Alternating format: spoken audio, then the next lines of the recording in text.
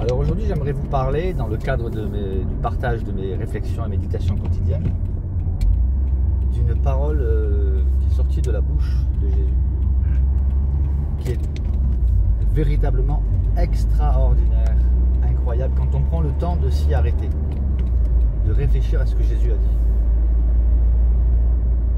Jésus a dit à un homme, et après je vais vous parler de cet homme, il lui a dit, aujourd'hui, écoutez bien, aujourd'hui, tu seras avec moi dans le paradis.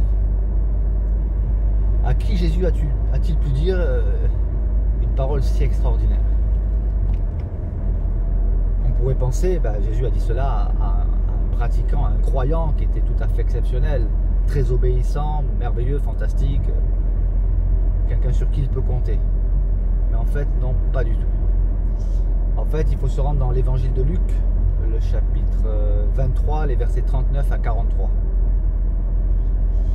C'est l'histoire d'un brigand qui est crucifié avec Jésus sur la croix. Jésus a été crucifié entre deux brigands. Et quand on lit ce récit dans les évangiles, dans les différents évangiles, on arrive à reconstituer la scène. Lorsque Jésus a été crucifié entre les deux brigands, il nous est dit que les brigands ont insulté Jésus. Je ne sais plus si c'est dans Matthieu ou dans Jean. Cependant, dans le récit de Luc, il nous a raconté la suite. Il nous a dit qu'il y a un des brigands qui s'est arrêté d'insulter Jésus. Enfin, on le comprend, c'est de manière implicite. Puisqu'il se tourne vers l'autre brigand, donc il faut recontextualiser la scène. Jésus est crucifié, il a deux brigands, un à sa droite, un à sa gauche. Et ce brigand-là, il s'adresse à l'autre brigand en disant: nous sommes là parce qu'on a mérité d'être ici, à cause de nos crimes. Mais lui, donc en parlant de Jésus, il n'a rien fait de mal. Et ensuite, il s'adresse à Jésus en lui disant: souviens-toi de moi quand tu viendras dans ton règne. Et c'est là que Jésus lui dit: aujourd'hui tu seras avec moi dans le paradis. Donc cet homme, en fait cet homme c'était un brigand. Un brigand qui a commis des crimes au point d'être condamné à la crucifixion. Comment Jésus peut-il lui dire: aujourd'hui tu seras avec moi dans le paradis? Sur la base de quoi? De quelle bonne action peut-il se revendiquer, ce brigand? Il est condamné à mort pour crime. En fait, il a fait plusieurs choses. Premièrement, il a plaidé coupable. Il a reconnu que lui, s'il est là, c'est pas de la faute à la société, ni à son père, ni à sa mère, ni à son oncle, ni à sa tante. C'est pas de la faute aux autres, en fait. Il reconnaît que s'il est là, c'est parce qu'il le mérite, lui et l'autre brigand. L'autre brigand qui continuait d'insulter Jésus. Donc, première chose, il plaide coupable. Il reconnaît qu'il est pécheur, qu'il est là parce qu'il la mérite. Ça change du discours aujourd'hui où tout le monde, c'est toujours la faute aux autres. Tout le monde se place en victime. Très peu de personnes sont prêtes à assumer leurs actes. C'est toujours la faute aux autres. Deuxièmement, il a compris que Jésus, lui, par contre, il ne mérite pas d'être là. Mais bon, c'est pas suffisant. Déjà, reconnaître que Jésus est innocent, c'est déjà une bonne chose. Mais il va beaucoup plus loin. Il dit à Jésus: souviens-toi de moi quand tu viendras dans ton règne. Et là, c'est extraordinaire ce que dit ce brigand. Parce que là, nous comprenons, à travers les propos de ce brigand, qu'il a compris qui est véritablement Jésus. Et il croit en lui, puisqu'il fait une déclaration de foi. Souviens-toi de moi quand tu viendras dans ton règne. Donc il a l'espoir, il a l'espérance.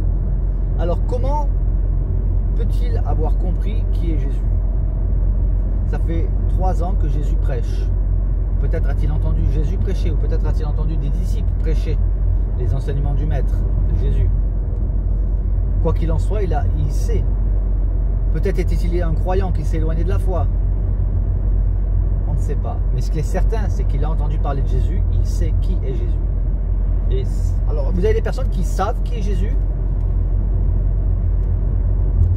mais qui ne croient pas en lui, ou qui ne croient pas en son œuvre rédemptrice.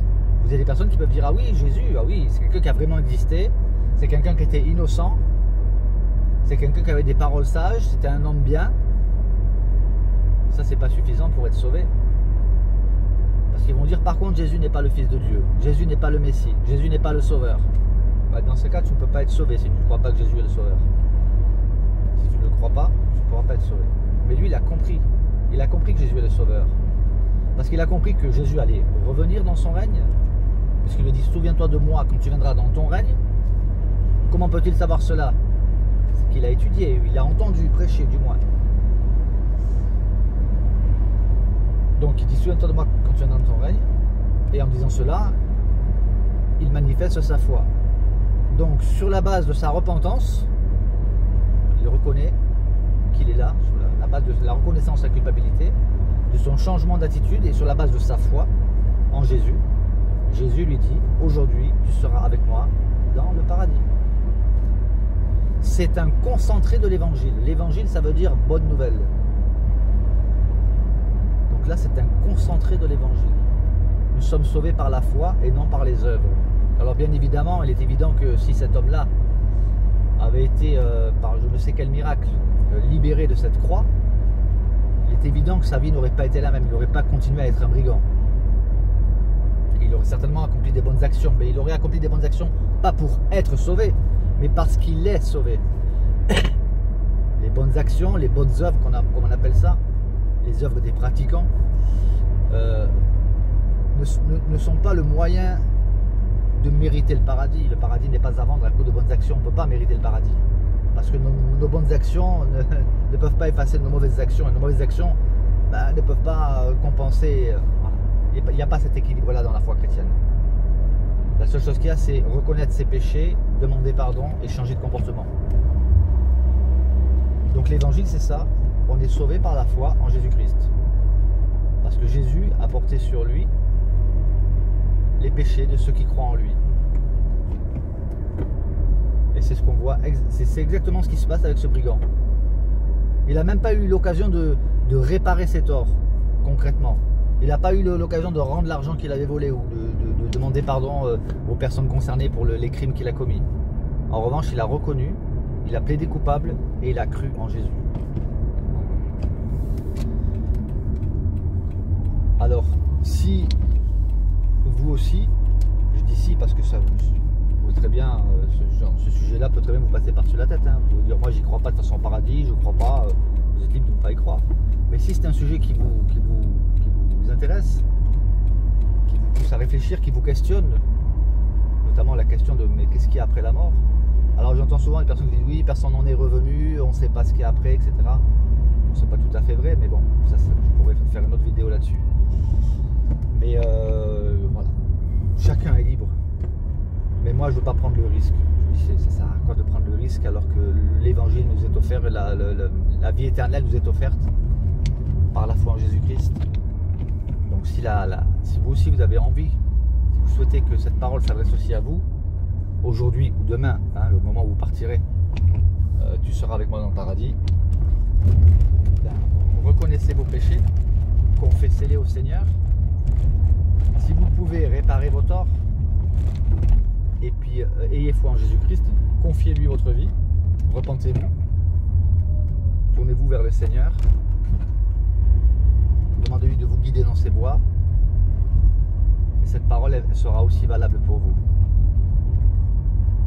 Et il pourra vous dire, lorsque tu quitteras ce monde, tu seras avec moi dans le paradis. Voilà. Je ne vais pas faire plus long. Que le Seigneur vous bénisse. Je vous souhaite une bonne journée.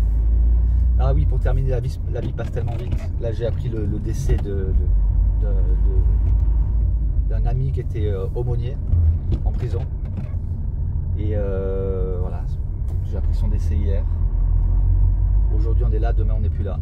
Je dirais même aujourd'hui, on est là et dans 5-10 minutes, on n'est plus là. Ça peut même arriver à moi. Mais voilà, j'ai foi au Seigneur, je sais où je vais. Que le Seigneur vous bénisse.